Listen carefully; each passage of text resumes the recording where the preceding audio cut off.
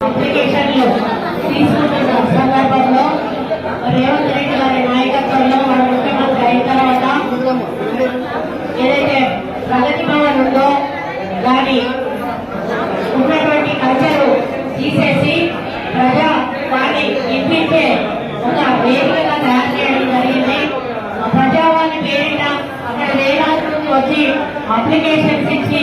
మారుమూల ప్రాంతాల నుంచి రావడం చూసి వారికి